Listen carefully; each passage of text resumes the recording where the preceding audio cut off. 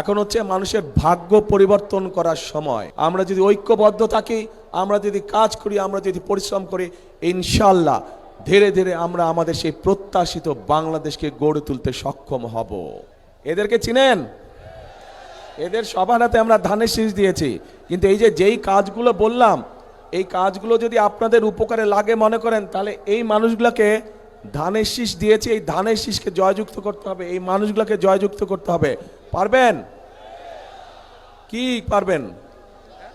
হ্যাঁ, এদেরকে জয়যুক্ত করতে হবে।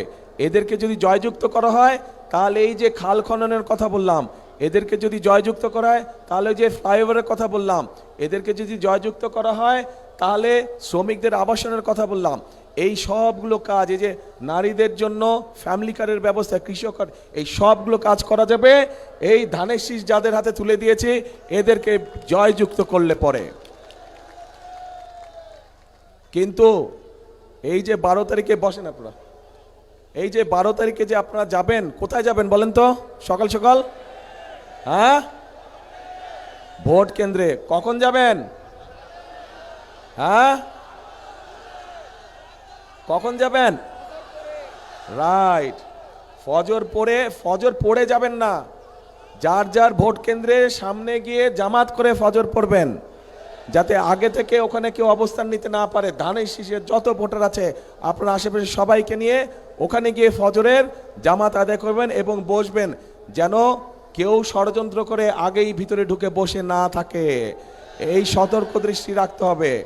গত 15-16 বছর আপনারা দেখেছেন কিভাবে এই এলাকার সহ সারা বাংলাদেশে আপনাদের যে ভোটের অধিকার, সেই অধিকারকে কিভাবে ডাকাতি করে নিয়ে গিয়েছিল।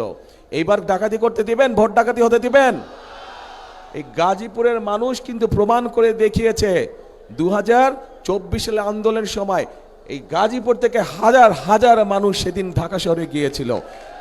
কাজেই এই যে আমাদের গণতন্ত্রকে যে আবার পুনরুদ্ধার করেছে, স্বাধীনতাকে যে আবার রক্ষা করেছে, গাজীপুরের মানুষের বিরাট একটা অবদান আছে।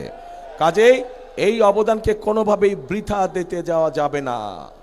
আর প্রিয় ভাই বোনেরা, আপনাদের কাছে আমার আরেকটা হক আছে। এই সেই গাজীপুর, এই সেই ভাওয়াল মাঠ, যেখানে স্বাধীনতা যুদ্ধের আগে ছোটবেলায় আমি এই মাঠে অনেক দৌড়াদৌড়ি করেছি, এই মাঠে অনেক খেলেছি আমি। এই মাঠের ওইখানে এইদিকে তো রাজবাড়ি, বোধহয় এইদিকে না, আমার হাতের ঠিক রাজবাড়ির উল্টা দিয়ে ওখানে ছোট ছোট দুটো লাল রঙের বাংলো ছিল আগে। প্রথম যেই বাংলোটা ছিল, এখানে মুরব্বি যারা আছে তাদের খেয়াল আছে, প্রথম যেই বাংলোটা ছিল ওইটাতে আমরা থাকতাম, আব্বা, আম্মা, আমি আর আমার ছোট ভাই, আমরা 4 জন ওইটাতে থাকতাম। কাজেই ছোটবেলাটা আমার এই গাজীপুরে, বহুদিন এই ছোটবেলাটা আমার এই জায়গায় কেটেছে। আমার এই মাঠে আমি অনেক দৌড়াদৌড়ি করেছি, অনেক খেলেছি আমি। কাজেই গাজীপুরের মানুষের কাছে আমারও একটি হক আছে। আমার শিশুকাল আপনাদের সাথে কেটেছে, কাজেই ওই হিসাবে আপনাদের কাছে আমারও দাবি থাকলো ধানের শীষকে জয়যুক্ত করার জন্য। কে দাবি করতে পারে? ধন্যবাদ। এখন প্রিয় ভাই বোনেরা, আন্দোলন হয়েছে, সংগ্রাম হয়েছে, স্বৈরাচার বিদায় হয়েছে দেশ থেকে। এখন হচ্ছে দেশ গড়ার পালা, এখন হচ্ছে মানুষের ভাগ্য পরিবর্তন করার সময়। কাজেই আমাদেরকে পরিশ্রম করতে হবে, আমাদেরকে কাজ করতে হবে, আমাদেরকে ঐক্যবদ্ধ থাকতে হবে। আমরা যদি ঐক্যবদ্ধ থাকি, আমরা যদি কাজ করি, আমরা যদি পরিশ্রম করি, ইনশাল্লাহ ধীরে ধীরে আমরা আমাদের সেই প্রত্যাশিত বাংলাদেশকে গড়ে তুলতে সক্ষম হব। কে একসাথে আমরা কাজ করব? ইনশাল্লাহ।